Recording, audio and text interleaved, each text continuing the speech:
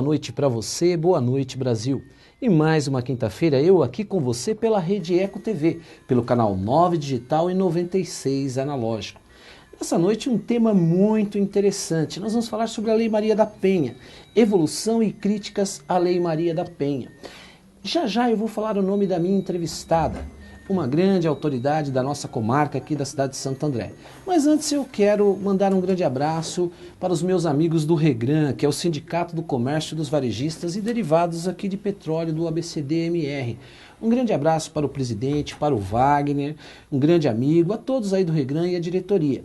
Quero parabenizar a vocês, essa grande instituição, que estão fazendo um grande trabalho. Aliás, aos telespectadores, acesse o Face do REGRAN, você procura lá REGRAN. Eles estão com um trabalho muito interessante, levando informações sobre o preço da gasolina, tudo que acontece no Brasil. Então você acesse o Face do REGRAN, porque realmente vale a pena. Um grande abraço para vocês aí, a todos do REGRAN. Também a Clínica Odonto Company, da cidade de Diadema, uma clínica dentária com uma capacidade tremenda. Um grande abraço à doutora Vanessa, é a diretora responsável, a dentista responsável ali da saúde bucal daquela clínica. Então, um grande abraço também a todos vocês. Paixão pelo seu sorriso, essa é o grande slogan da Odonto Company. Um grande abraço também ao Marcelo Alonso. E agora eu vou conversar, eu falei que é uma grande autoridade em excelência e competência. Está aqui comigo a doutora Tereza Cristina Cabral Santana Rodrigues dos Santos.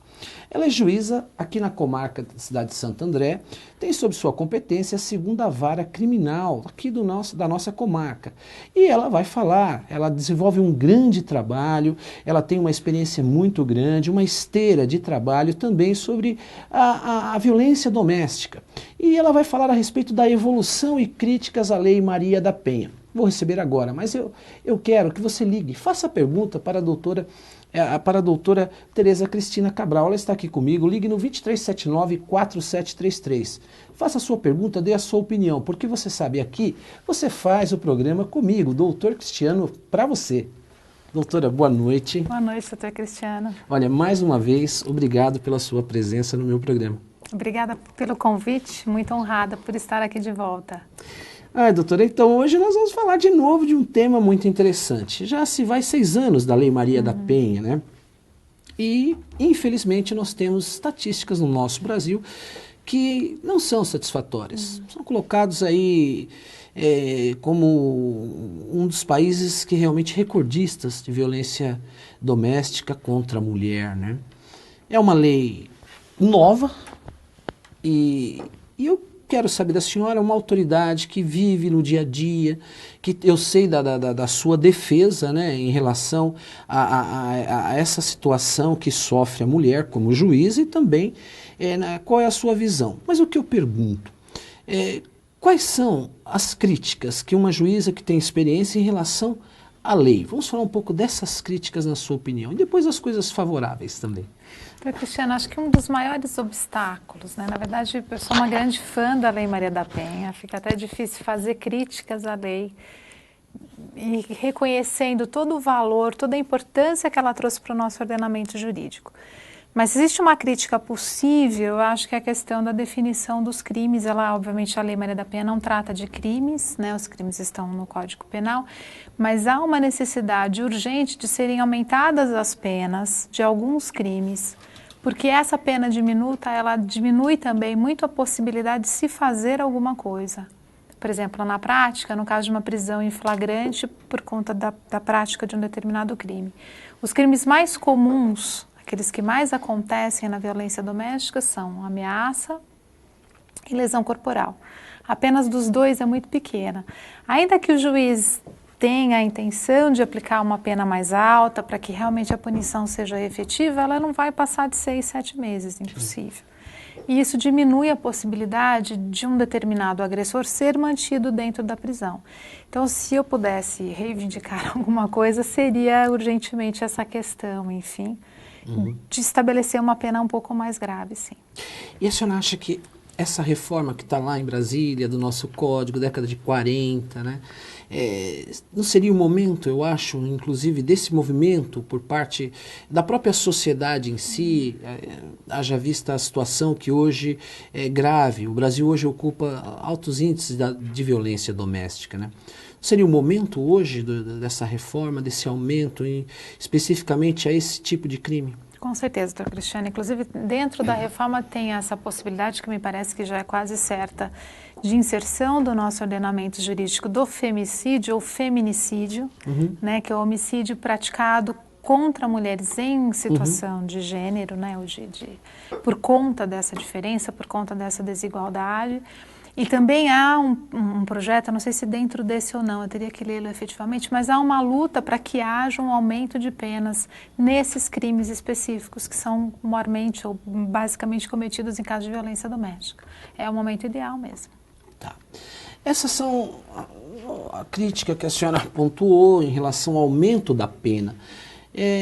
E quais hoje as conquistas? Você falar assim, né? As conquistas são muitas, doutor Cristiano. Assim, a Lei Maria da Penha, eu já até mencionei aqui, não é novidade, enfim, ela é uma das 3 melhores leis do mundo. O Brasil passou a ser conhecido e reconhecido internacionalmente no combate da violência doméstica a partir da edição da Lei Maria da Penha. Ela tem inúmeras vantagens e, dentre elas, ela trata muito mais da política preventiva do que da política repressiva. Porque, assim, é uma questão muito importante, eu acho que na violência doméstica ela realmente é recorrente, é a questão da cultura. Então, se a gente conseguir preventivamente trabalhar com isso, a gente vai conseguir diminuir o índice da violência contra a mulher, com certeza, mais do que em qualquer outro tipo de crime. Até porque o que a gente fala e conversa muito e discute muito nessa questão é que o agressor, ele não é o que a gente consegue identificar socialmente como criminoso comum, ordinário, né? Normalmente ele trabalha, ele tem uma vida social irrepreensível, é aquele tipo de homem que todo dia vai nos mesmos lugares e normalmente, tanto que os amigos às vezes não acreditam que a situação está acontecendo dentro de casa. O que move a violência é um outro fator. Esse fator é que a gente precisa combater. Então, a Lei Maria da Penha, ela veio trazer mecanismos, se nós quisermos, lógico, né, a gente tem que querer para aplicar, mas para proporcionar esse tipo de prevenção. A formação da rede de atendimento, a formação, a possibilidade de processos e procedimentos de reeducação do agressor, que é imprescindível, o tratamento que é necessário à família também, porque não é só a mulher que é vítima da violência. As crianças também são, os filhos também são. Tudo seio familiar. Pode não ser naquele determinado momento, mas a agressão, a pancadaria, ela acontece na frente dos filhos. Né? Se não no mesmo cômodo, em cômodos próximos, as crianças estão ouvindo exatamente tudo o que acontece. Então, assim, essa questão da Maria da Penha, ela é muito interessante, porque ela trouxe essa possibilidade desse tipo de tratamento, desse tipo de reeducação. E o empoderamento da vítima, né? Sim. A mulher saber que ela não precisa passar por aquilo, saber que a família é, sim, importante, mas o valor da família não deve superar a própria saúde, inclusive psíquica, até no bem da família, né? Porque se as crianças veem a mãe sendo agredida diuturnamente, a possibilidade de reprodução do mesmo comportamento é muito possível, vai gerar é muito grande. Outro agressor, né? No futuro. Muito provavelmente. E uma outra vítima também. E uma outra vítima, né? Só um segundo. Eu estou conversando com a doutora Tereza Cristina Cabral dos Santos, Cabral Santana Rodrigues dos Santos. Eu quero que você ligue no 2379-4733. O tema é muito interessante. Violência doméstica, evolução e críticas à Lei Maria da Penha. Uma lei ainda recente que precisa necessárias de uma infraestrutura em torno dela para que o próprio juiz e a juíza possa aplicar de uma maneira até multidisciplinar. E é isso que nós estamos batendo este papo agora. Doutora, a respeito dessa questão do tratamento, mas antes de eu falar do tratamento, que eu falei um pouco a respeito da forma multidisciplinar de tratar também o agressor, a pessoa agredida, porque nós sabemos que isso ela vem no seio familiar, né? E a origem muitas vezes é psicológica, não é? Mas eu vejo o seguinte, a mídia, ela tem também um papel que ela divulga muito a violência. E nós sabemos que a leitura da violência, ela reproduz violência. É uma coisa natural e infelizmente ocorre isso. Agora, o que eu te pergunto, você não acha que falta publicidade do governo a respeito da Lei Maria da Penha?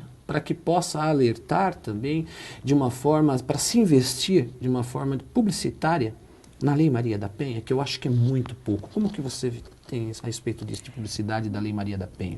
Doutor Cristiano, foi feita uma pesquisa, só para ilustrar recentemente, o que se mostrou, e eu acho que é importante até para ilustrar essa questão, fazendo duas abordagens aqui, é que as pessoas até conhecem a Lei Maria da Penha, até sabem que ela existe.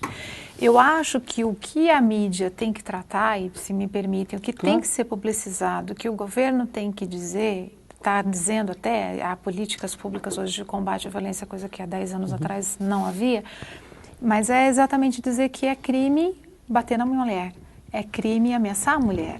Isso não é uma questão normal. Essa, eu acho, na minha opinião, é a nossa grande dificuldade. Eu vejo profissionais graduados, pessoas que estão ali lidando com os processos de atonamento, não compreenderem a gravidade da situação. A gente tem um país muito religioso, a gente entra nesse aspecto, eu sei que é extremamente polêmico, mas é importante isso mesmo. Mas a religião traz o valor da família de uma forma que nem sempre é salutar. Por quê? Quando tem violência, não tem vínculo. Vai manter o quê? Por que a gente vai defender uma família que está dentro de uma situação de violência, de uma situação complicada? A gente está falando de mulheres que apanham todo dia, que são espancadas todo dia, que são ameaçadas todo dia. De mulheres que são mortas, né? Então, assim, são situações graves que a gente precisa começar a reconhecer como graves. Então, a lei, ela até é conhecida, mas essa campanha com relação à cultura, com relação à educação, inclusive, até outro dia eu recebi com bastante felicidade até a notícia de que haverá uma inserção nos currículos escolares, uma mudança para que haja educação na questão do gênero, que é importante. A gente precisa começar a entender que não só meninas gostam de rosa, por exemplo, que meninos podem gostar de rosa, que meninas gostam de azul, ou seja, enfrentar essa questão da diferença de uma outra forma. Né? Aprender a conviver com a diferença, que eu acho que isso é o que falta. E outra coisa que você falou que eu acho muito importante, eu me bato nisso já há algum tempo, é a questão da violência. A mídia, infelizmente, reproduz a violência de uma forma dantesca. Eu acho que aumenta, inclusive, potencializa isso. E eu acho que tem um fenômeno de reprodução, sim. As pessoas se sentem atemorizadas, fogem de qualquer coisa, não ocupam mais as ruas como deveriam ocupar. E isso acaba realmente aumentando. Acho que é um tal de um ciclo vicioso, enfim.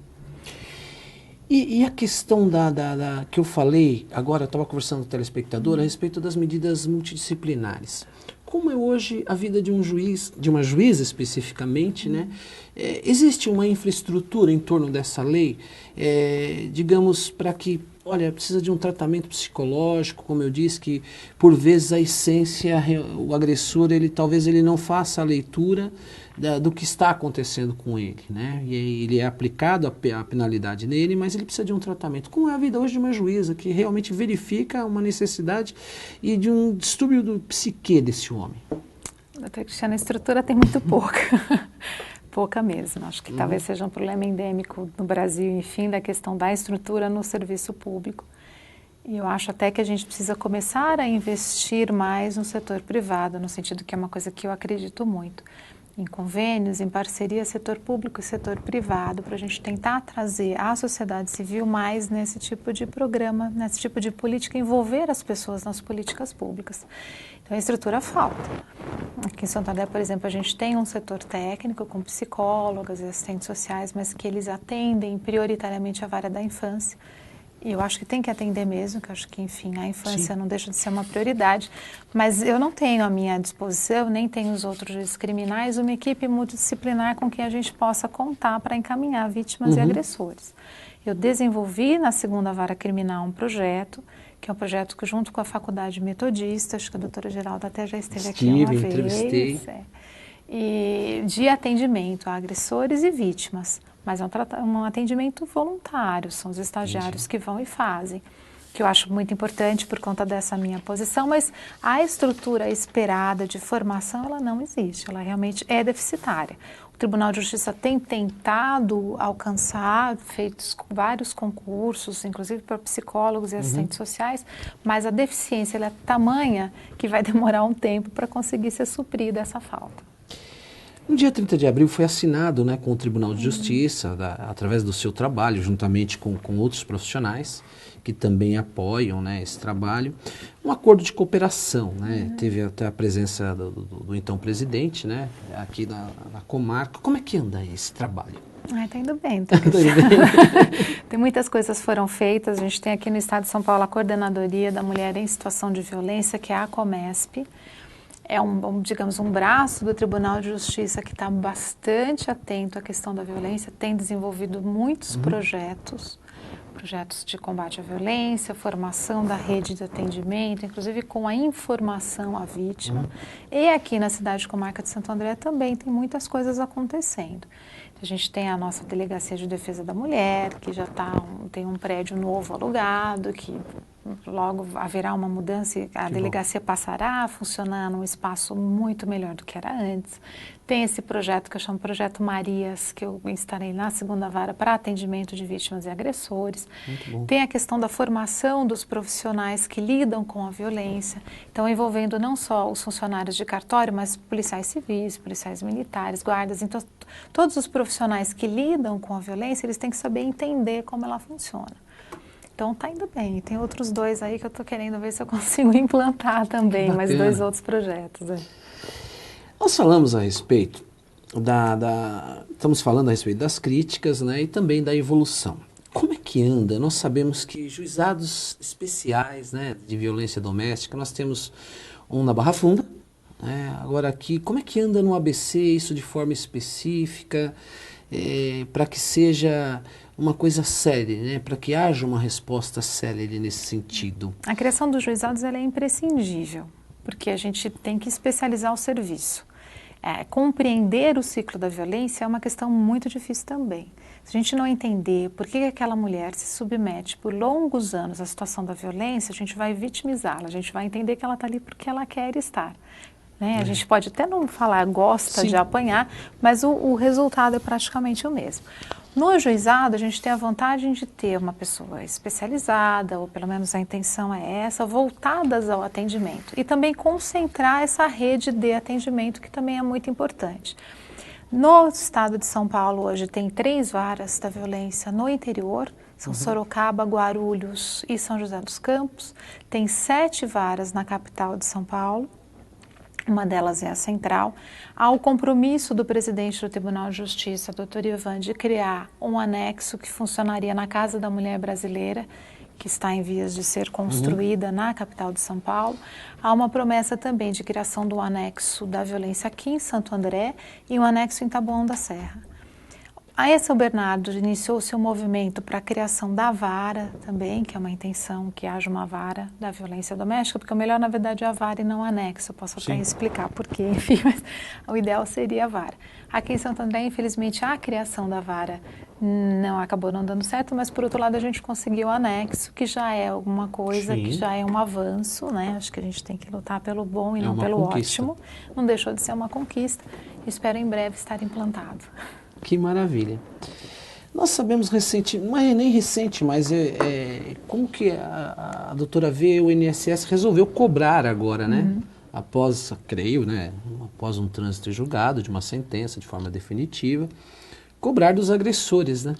Como é que a doutora vê também essa outra penalidade em relação ao bolso do agressor? Porque assim, um dos fatores, doutor, que na verdade a gente tem que tratar, se a gente está lidando com isso, é o custo da violência para o governo também, o custo da violência para o Estado. Não só o custo para o setor privado, porque ele é muito grande, ele é absurdamente grande, como também para o setor público. E fazer com que o agressor pague, ela tem 2 vertentes, né? Ela tem duas grandes vantagens. A primeira é realmente que a vítima seja reparada de um determinado mal, enfim. E o segundo é proporcionar também essa recuperação para o Estado através dessas cobranças que a INSS está fazendo, que eu acho imprescindíveis. E como a gente sabe que o bolso é o lugar do corpo que dói mais, não tem mais jeito. Sente. É verdade. Acho que é importante, sim. Então, eu sei que nós já falamos um pouquinho, mas eu quero voltar a respeito até desse acompanhamento da família que prevê lá na lei, o artigo 30, salvo engano. Como é que está esse acompanhamento? Apesar que a senhora já falou a respeito dessa questão, das dificuldades, mas que prevê esse acompanhamento familiar? Na verdade, assim, é imprescindível que ele aconteça. O problema é a nossa falta de estrutura para que ele aconteça. Existe aqui na cidade de Santo André, existem alguns serviços que são postos à disposição pelo município. Muito já se conseguiu fazer desde o começo do ano, enfim, mas ainda falta muita coisa ainda. Precisa contratar profissionais, precisa robustecer a prestação do serviço, ainda a quantidade ainda não é suficiente para atender a demanda. Então acaba, infelizmente, ficando aquém do desejado. Nós, o Judiciário, ainda não temos esse serviço a informar. Eu, na segunda vara criminal, implantei o serviço, mas por voluntários. Então, a gente está tentando acompanhar a família na medida do possível, mas ainda é deficitário, sim. Doutora, a pergunta que eu faço ela é um pouco técnica, mas eu sei que a senhora vai me responder, porque muitas vezes o agressor, né? Vamos falar da figura do homem, né? Ele fala, olha, minha mulher me agrediu, né? Então eu fui na delegacia e eu não sou beneficiado pela Lei Maria da Penha. Não tem a lei do Zé da Lapa. Exatamente. E muito se discute. E às vezes existem tendências, e nós sabemos que dentro do judiciário, acho que todo mundo é assim, o mundo inteiro é assim, no judiciário existem correntes, né? Existem correntes que realmente entendem que, por um princípio constitucional, que todos são iguais perante a lei, que aconteceu no seio familiar, o homem pode se beneficiar também dessa questão. Como é que a senhora vê essa visão de uma corrente? Doutora Cristiana, a Lei Maria da Penha é muito específica. É Maria, né? É da Penha. Exatamente, né? Do Zé da Lapa. Ela veio para atender essa questão da desigualdade no que diz respeito ao tratamento da mulher. Então, ela veio atingir esse objetivo. Ela foi criada, inclusive, há não existe uma previsão ainda, mas há uma impressão, enfim, de que ela não dure para sempre. Ela só vai durar durante o tempo necessário para a gente conseguir conviver numa sociedade que a desigualdade homem e mulher, ela não exista mais. Que a desigualdade de gênero não seja mais um fato. Mas ela veio para suprir essa deficiência, veio para fazer com que a gente pare de tratar a mulher desigualmente. Por isso que é a Maria mesmo, então é para a mulher. A exceção que se faz, que eu não diria hoje mais que é uma exceção, já foi tratada com relação às relações homoafetivas. Né, com relação a transexuais, a dúvida de que se aplicasse ou não, ela já foi superada há algum tempo, mas hoje na doutrina, nos entendimentos de tribunais ainda não, mas na doutrina é corrente, ela se aplica para relações homoafetivas também. Por quê? Porque a gente está lidando com o gênero, né? E não com o sexo feminino necessariamente, mas com o gênero. Mas a homem mesmo, não só do sexo masculino, mas do gênero masculino, não se aplica. Perfeito. Doutora, como que hoje, digamos, existe, e nós sabemos que existem determinadas aplicações por determinados juízes, que existe até uma interpretação em relação à Lei Maria da Penha. Existe ainda uma certa dificuldade em termos de se aplicar a medida protetiva, ou até mesmo da cultura da autoridade policial em representar. E como que a senhora vê isso? Essa questão, o que precisaria ser feito? Mais congressos, se chamar delegadas de polícia, delegados, autoridades de todas as competências. Qual seria então essa saída? Porque essa interpretação, e nós sabemos que essa medida cautelar, uma medida protetiva, que agora começou. Eu acredito que existe até agora infelizmente, devido a resultados que têm ocorrido, que está sendo aplicada, mas ainda é um pouco resistente. Como é que a senhora vê isso, doutora? Tem que qualificar mais os profissionais, né? Essa questão, como é uma criminalidade diferenciada e na nossa cultura, que é uma cultura machista patriarcal, não é vista a violência contra a mulher como crime, ainda as pessoas me perguntam, mas ameaçar a mulher é crime? Bater em mulher é crime? Como se fosse um objeto mesmo, como se fosse uma possibilidade do relacionamento você agir dessa forma, como se não fosse errado, né? Então, isso é uma problemática, porque todos nós somos humanos, a gente é fruto de uma cultura e de uma sociedade, a gente tende a conduzir as nossas respectivas profissões de acordo com aquilo que nos foi ensinado na infância. Enfim. É a formação. Exatamente, a gente reproduz isso. Então, se você é fruto dessa cultura e se você não estuda e não consegue compreender a resistência, na questão da violência doméstica, é uma resistência muito grande, assim, impressionantemente grande, essa forma resistente das pessoas conseguirem enxergar o que está acontecendo. Primeiro, não se acha que é sério, não se tem como grave, as pessoas ainda acham que a família tem que ser mantida apesar de qualquer coisa, e que a função da mulher custo, né? é se sacrificar para que a família seja mantida. Ela tem que entender. Exatamente, que tem que manter a família unida, que os filhos têm que ficar juntos. Já me disseram outro dia que a Lei Maria da Penha, na verdade, foi um instrumento que trouxe para causar para afastar a paz da sociedade, porque, na verdade, veio trazer muito mais litígio do que deveria acontecer, como se fosse uma questão de litígio, como se fosse uma questão que pudesse ser resolvida numa mesa de acordo, de mediação ou qualquer coisa do estilo. A gente está falando de violência, a gente está falando de pessoas que são agredidas, de pessoas que estão dormindo e recebem chutes, pontapés, de maridos e companheiros que jogam faca nas suas mulheres. Então, assim, é uma questão muito grave, não é uma questão simples. As pessoas ainda acham que a mulher fica na relação porque ela quer, porque ela gosta, porque se merecem. Então, essa dificuldade, eu acho, ainda é o maior obstáculo. Então, vejamos, a gente tem uma lei que é uma das 3 melhores leis do mundo. A gente tem hoje governos que têm políticas públicas muito interessantes voltadas ao combate. A gente já evoluiu muito. As pesquisas mostram que as pessoas conhecem a Lei Maria da Penha, pelo menos sabem do que se trata. E por que os índices não diminuem? Realmente é muito delicado. Vamos falar da vítima. Ruim com ele, pior sem ele. Isso ainda se tornou, existe, né? Existe bastante. E é uma situação muito difícil, porque aquilo que nós estávamos falando um pouco antes, né? Ela se habituou muitas vezes a ser vítima de uma agressão, então ela procura tirar o foco daquela agressão e colocar, digamos, não, mas ele dá tudo em casa, ainda tem isso. Exatamente, tem. Uma vez eu, fazendo uma audiência, eu ouvi uma mãe falar isso e me deixou muito tocada.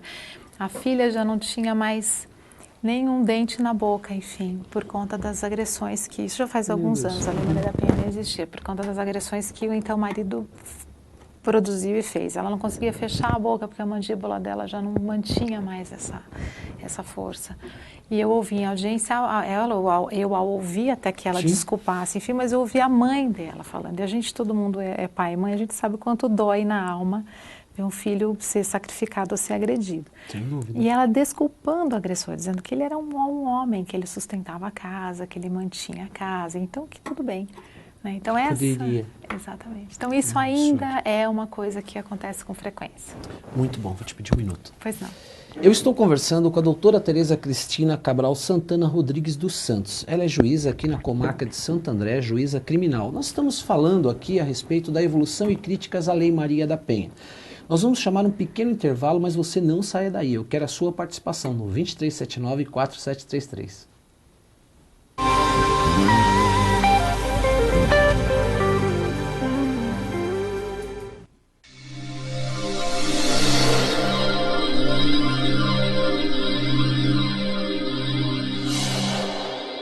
Cada 3 segundos, uma criança morre. Resultado da miséria absoluta. E o pior, todas essas mortes poderiam ser evitadas.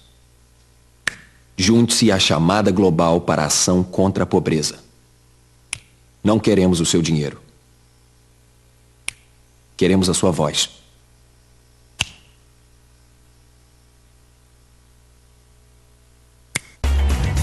Eu não sou diferente de ninguém. Quase todo mundo faz assim. Eu me viro bem melhor quando tá mais pra bom que pra ruim. Não quero causar impacto, nem tampouco sensação. O que eu digo é muito exato, é o que cabe na canção. Eu não sei viver triste sozinho, é a minha condição. Iguais na diferença. Campanha pela inclusão das pessoas com deficiência. Deitado eternamente em berço esplêndido, Ao som do mar e à luz do céu profundo. Fulguras ao Brasil, florão da América. Iluminado ao sol do novo mundo. Do que a terra mais garrida. Teus risonhos lindos campos têm mais flores. Nossos bosques têm mais vida. Nossa vida em teu seio mais amores. Assine a petição pela lei do desmatamento zero. Eu assinei. E eu também assinei. Eu assinei. abrace essa causa. Assine.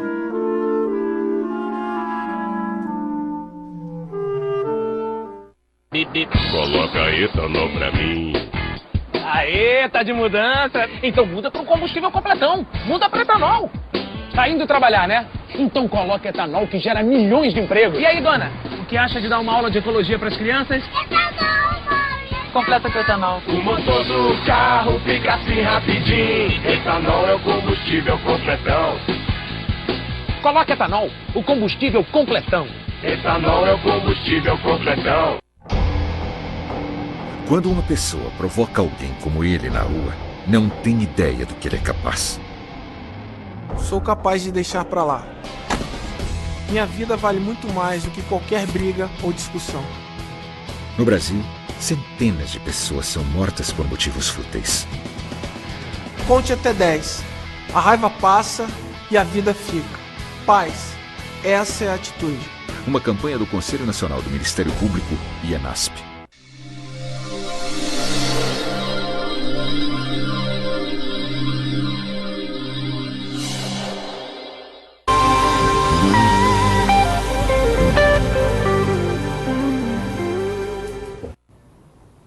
Obrigado, porque você não saiu daí comigo da telinha. E eu estou aqui batendo um papo com a doutora Tereza Cristina Cabral Santana Rodrigues dos Santos, juíza criminal aqui na comarca de Santo André. Nós estamos falando a respeito da evolução e críticas da Lei Maria da Penha. E eu quero que você ligue e faça a sua participação no 2379-4733. Doutora, vamos falar um pouco a respeito de casa-abrigo, né? A casa-abrigo também é uma forma que a mulher, quando ela é vítima, né, ela pode ser encaminhada a essa casa-abrigo. Mas o que muito se ouve é que as casas-abrigos que tem, para se ter uma ideia, no Brasil são 72. E nas capitais, se falar no Nordeste, na parte norte e nordeste do nosso Brasil, que é uma situação mais complicada de infraestrutura, não se tem. Mas vamos falar aqui do nosso pedaço. Mas muitos que se falam que às vezes as casas estão vazias. E nós temos violência, e nós temos aquele afastamento da própria vítima, né? Como é que é essa situação na prática? É bastante complicado, doutora Cristiana, porque assim, em muitos casos, os casos mais graves, se a mulher não for colocada num abrigo, inclusive ficando escondida do agressor, sem que ele tenha acesso a endereço, localização, enfim, a situação da violência ela se perpetua e ela pode vir a morrer, que a situação é séria. Então a solução básica seria colocá-la no abrigo. Mas o abrigo é um castigo para a mulher, na verdade, né? Então, além de ter sido vítima da violência, além de ter se submetido àquela situação amedrontadora, aquela situação horrorosa por muito tempo, ela ainda por cima tem que deixar a casa. Você imagina deixar a casa, todas as suas coisas, né? Você tem fotos, você tem uma vida, né? A gente tem, imagine-se na situação, para ir para um abrigo, ficar entre pessoas desconhecidas que não raras vezes não têm uma estrutura suficiente para dar para aquela mulher. Tem a questão dos filhos.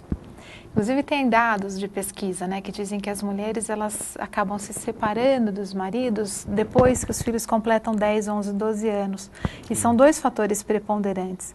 O primeiro é porque com 10, 11, 12 anos um pouquinho mais velhos, os filhos acabam acompanhando a mãe onde quer que ela vá e é mais fácil colocá-los ou recolocá-los.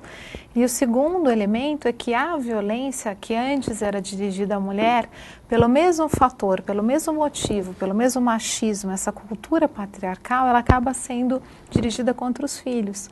Porque a violência, é interessante isso, a violência de gênero ela acontece, e é importante fazer a distinção do gênero para o sexo, porque há uma contraposição, uma negativa de se manter uma determinada postura que culturalmente se exige. Então é aquele jargão, a mulher chega em casa e não quer fazer a janta. A mulher chega em casa e não quer limpar a casa, não quer lavar roupa. E existe uma expectativa na sociedade brasileira, não vou saber os dados agora, de que a mulher é responsável por isso. Então, no momento em que a mulher chega, ou ela liga para o marido e fala, olha, hoje eu não vou para casa, sair do escritório, eu vou tomar um chopinho com as minhas amigas, né? No momento em que isso acontece, que o homem não aceita isso, é que acontece a violência. Então, imagine isso numa situação de casa, enfim. Então, fica muito difícil para a mulher deixar o ambiente da casa, né? Porque realmente é uma coisa muito penosa. Agora, os abrigos não deixam de ser uma solução, como eu disse no começo, para muitos dos casos. E aí que vem um elemento complicador, a nossa falta de estrutura enquanto país, a falta de quantidade de abrigos suficientes e o fator da mulher também, que muitas vezes não quer ir para o abrigo por conta dos danos, por conta da perda que ela vai sofrer. Tem trabalho, tem a família, tem os filhos que às vezes não querem. Eu peguei outro dia um caso assim, que os filhos não queriam ir com ela para o abrigo. E ela não queria deixar os filhos com o agressor, porque não deixa de ser uma irresponsabilidade muito grande. Né? Se ele agrediu, logicamente, outra coisa que eu me bato também é que uma pessoa que agride uma mulher não é um bom pai. Né? Então, a gente tem essa dicotomia, ele agrediu, mas ele é um bom pai. Não é um bom pai. Né? Então, ela não quer deixar os filhos, e aí a gente tem esse grande problema. Né? E a gente vê que aquilo, olha, é fundamental. A lei Maria da Penha, em termos de, nós falamos dessa medida multidisciplinar, né? Porque principalmente a juíza, como é a senhora, que se preocupa com toda uma infraestrutura, é fundamental, né? Porque é aquilo que nós falávamos a respeito do que acontece no seio familiar, né? Essa violência ela vai se reproduzir, é uma consequência, né? Porque muitas vezes vou falar a figura da menina, né? Ela vai ser uma mãe, ela se acostuma àquela violência e ela pode ser amanhã também uma vítima e ela vai aceitar isso. Exatamente. Porque isso foi alimentado. Mas eu vou te fazer uma outra pergunta também dentro disso, até como mulher, a sua visão, né? Uma mulher do século XXI, né? Que conhece a mulher do século XX, a mãe, né? E assim que... O que eu te pergunto normalmente são as mães que criam esses homens e esses meninos. Como que está sendo criado, então? Será que ainda é uma cultura de que, olha, ele pode porque ele é homem, ele pode porque seu irmão pode porque ele é mais velho, obedece seu irmão? Será que é essa cultura ainda? É essa cultura, exatamente essa cultura. É essa cultura que a gente reproduz. Aquela coisa que é o gênero, né? Quando nasce a criança, nasceu uma menina, a gente dá um vestidinho rosa, uma bonequinha, pinta o quarto de rosa. A gente ensina as filhas a cozinhar, a lavar, a passar. Os meninos não, né? Os meninos não. Os meninos a gente ensina a andar de carro. A gente ensina a brigar, diz que o homem não pode chorar, o homem também não pode mostrar a sua deficiência, o homem não pode mostrar as suas fraquezas.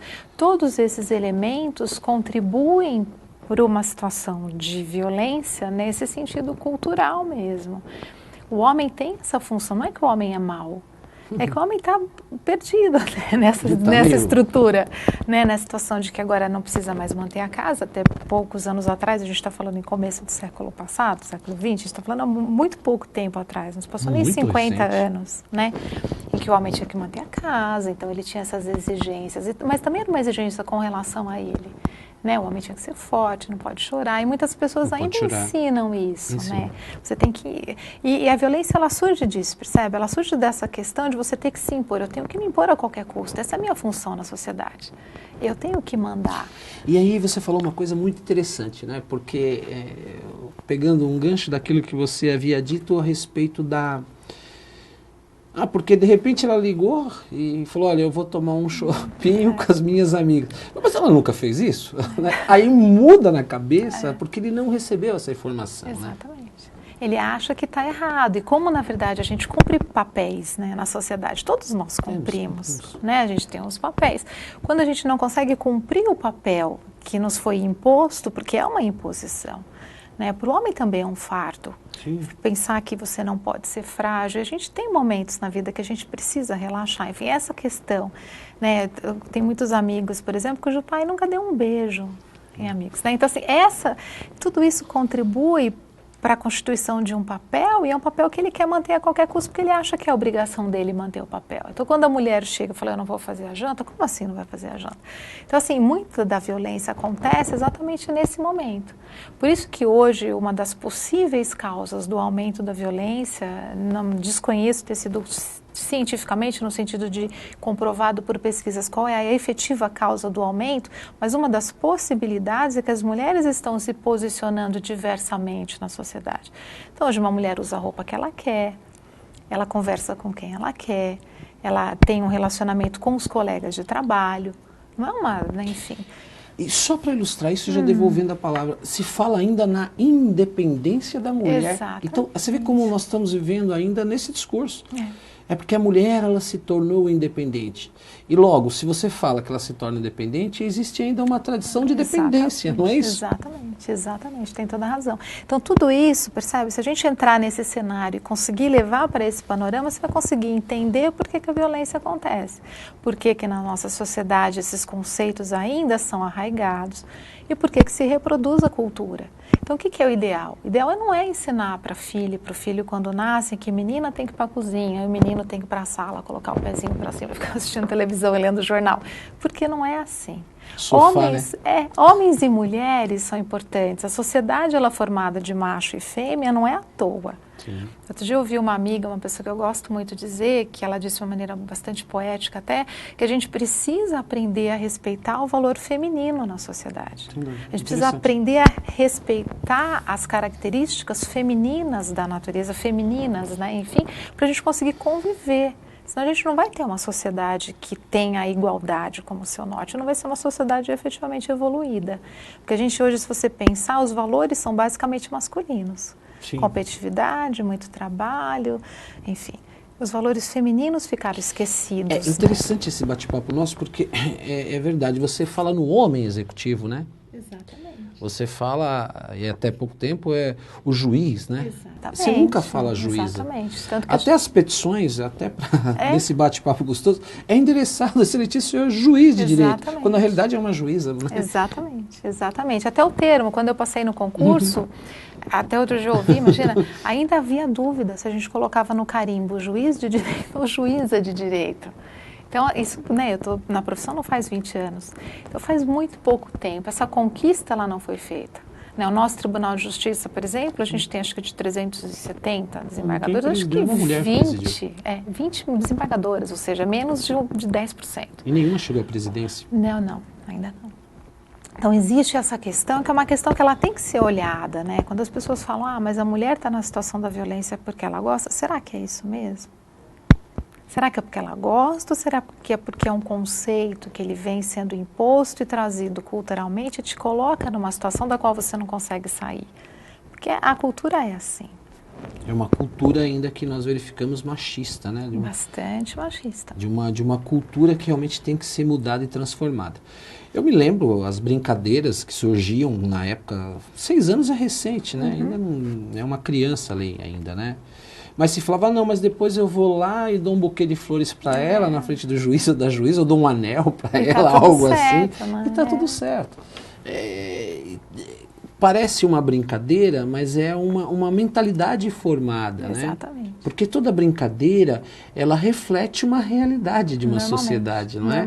Você vê os programas, por exemplo, de humor, eles reproduzem, através de uma brincadeira, uma realidade existente, né? Exatamente.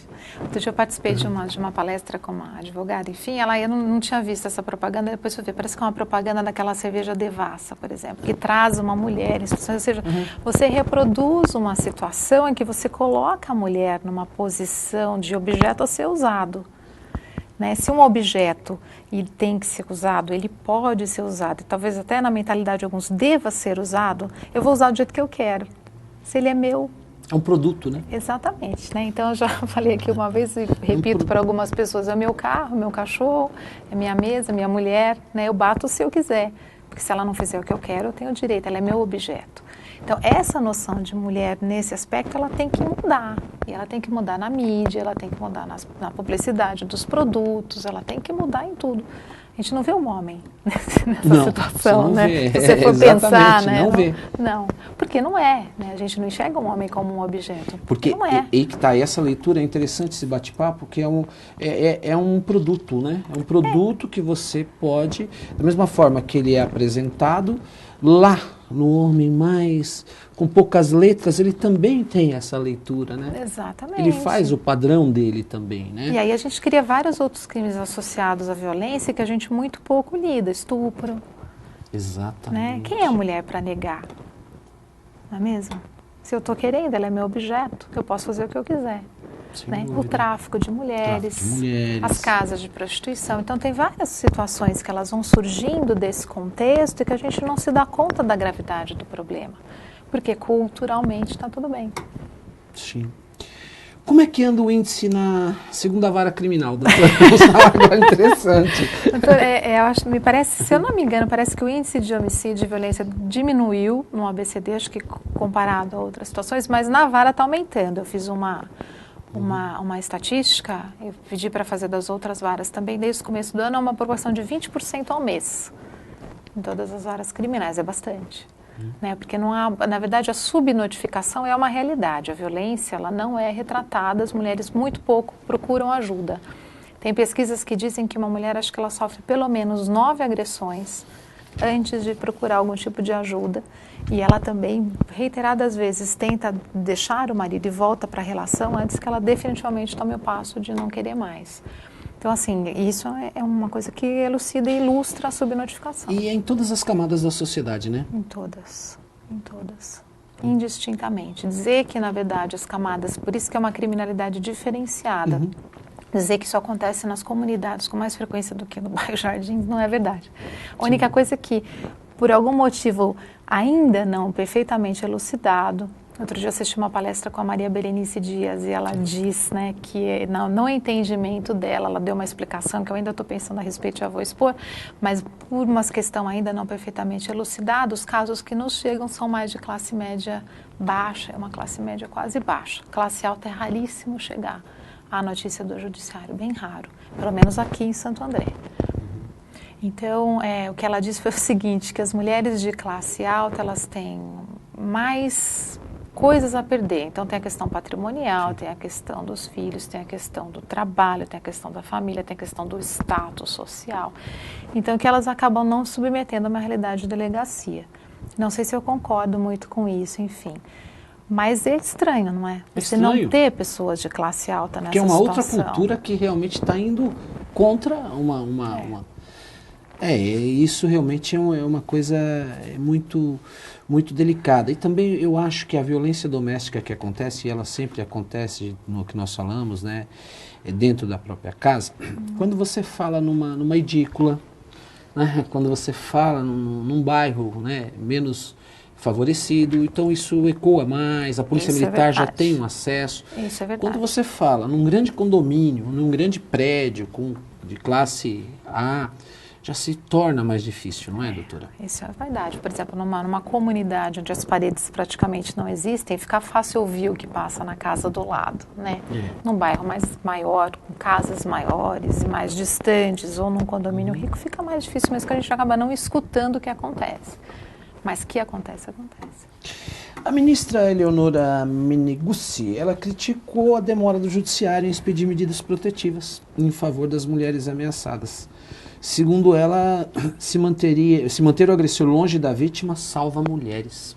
E nós falamos a respeito disso. Como é que está em Santo André? Tem medidas expedidas, protetivas?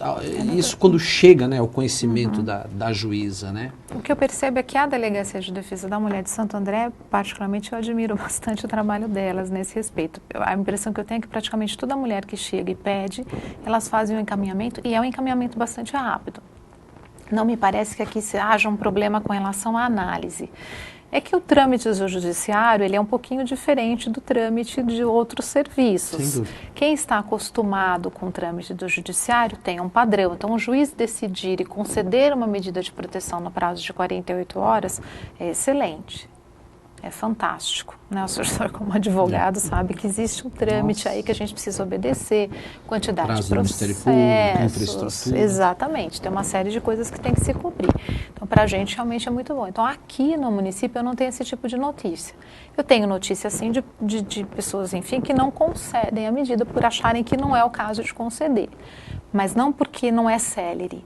Aqui, pelo menos, é a minha impressão, posso estar errada, mas porque entendem que não é o caso. A gente vai entrar numa questão da cultura, numa questão de entendimento, que já são outros problemas. Mas existe uma demora, eu acho que principalmente porque a demanda é muito grande, né? Então, a gente tem varas na capital hoje que já estão com 16 mil processos. Então, você imagina 16 mil processos para um juiz, Nossa, realmente é muito complicado. Mas eu tenho uma participação aqui do Márcio, da cidade de São Bernardo do Campo. Márcio, um grande abraço para você, para toda a sua família. Ele pergunta, doutora, qual é a chance, nós falamos sobre isso, mas eu vou fazer a pergunta e a doutora ela vai novamente reproduzir aqui a que nós falamos, né? Qual é a chance de um filho homem, né, seguir o exemplo do pai, presenciando eventuais agressões? Márcio, um grande abraço para você, obrigado pela sua pergunta e pela sua participação. Márcio, vamos lá, a chance é muito grande. Existem pesquisas nesse sentido já de que uma criança que vê a violência, principalmente em tenra idade, ela reproduz, inclusive através de desenhos.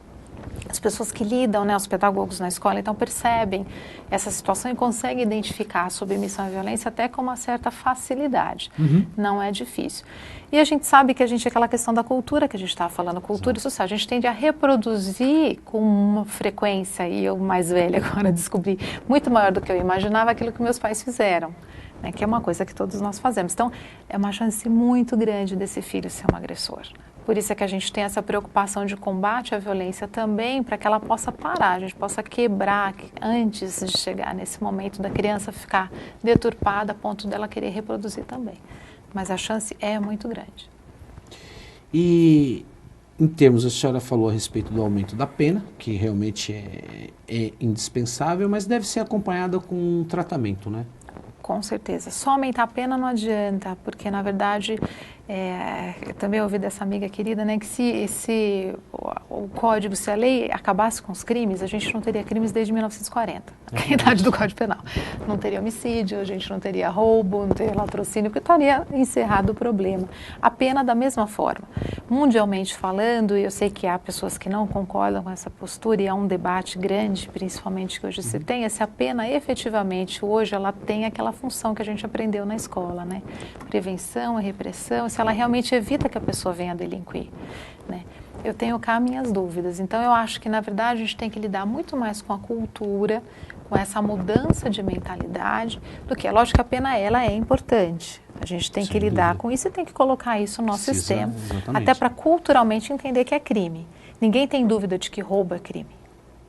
Uma pessoa que esteja cometendo roubo, por menos entendida que ela seja, sabe que está cometendo um crime. A gente precisa incutir essa mesma noção com relação à violência doméstica. Qualquer um que cometa tem que saber que está cometendo um crime. E ter uma pena alta tem esse efeito cultural nesse sentido, sim. Mas só ela não basta, a gente tem que mudar a cultura também. E até didático também, ela tem uma finalidade também, né? Didática, para que isso realmente possa surtir um efeito. Doutora, nós estamos caminhando para o final do programa. Tá. Eu queria que você falasse um pouco a respeito, me parece que você coordenou um trabalho que nós falamos aqui recente, em São Paulo, né? Fala um pouco desse trabalho e eu vou te pedir as suas considerações finais. Tá bom. Na sexta-feira passada aconteceu um seminário, chamou-se Justiça e Gênero. A ideia foi lidar com os principais temas que envolvem a questão da violência contra a mulher no trabalho, a ascensão da mulher em altos cargos de poder, que ainda é muito pequeno, a questão dos direitos reprodutivos femininos, inclusive envolvendo a questão do aborto e toda a problemática que isso abrange, a questão da violência doméstica e a questão do tráfico de mulheres. Eu fui uma das coordenadoras do evento, houve mais outras colegas, juízas, queridas amigas, coordenadoras também. Na minha opinião, foi fantástico o programa, achei que a gente teve bastante repercussão, achei que atingimos o nosso objetivo também, porque a gente precisa sentar e conversar sobre esses temas que são complicados. Sim. E as considerações finais, já partindo, depois se você quiser perguntar mais alguma coisa, amanhã, dia 13, haverá um evento em São Caetano, mas é um evento que vai ser aquele evento de 6 meses, da assinatura do termo de cooperação técnica com a Prefeitura Municipal de Santo André, Tribunal de Justiça do Estado de São Paulo, e de celebração do nosso e adesão da comarca de Santo André à campanha Compromisso e Atitude. Todos estão convidados, aberto ao público, começa amanhã às 10h30. Vai ser onde, doutora? Em São Caetano do Sul, no fórum. Lá no fórum, acho que é o Tribunal do Júri, né? Enfim, o Salão do Júri lá de São Caetano. Júri de São Caetano. E a ideia é que a gente reproduza e consiga retratar para a sociedade prestação de contas mesmo, dizer aquilo que foi feito, aquilo que não foi feito. Não é um fim da campanha, porque essa campanha não tem fim, mas é mais um passo dentro desse processo de combate e erradicação da violência contra a mulher. Muito bom, doutora. Eu quero desde já agradecer a sua presença no meu programa mais uma vez. Colocar sempre à disposição. É a segunda vez que a doutora está aqui. E para mim é sempre uma honra, em nome da sociedade andreense e também de todo o público do Grande ABC, recebê-la. Sei da grande contribuição que a doutora tem dado como autoridade, mas também como vocação, né? E é nessa carreira profícua que, sem dúvida, que a senhora desenvolve. E, quiçá, um dia, quem sabe a doutora seja a primeira presidenta, né? Quem sabe, do TJ do Estado de São Paulo, quem né? Sabe. Então, obrigado pela sua presença, Obrigada, doutora. senhor, pelo convite.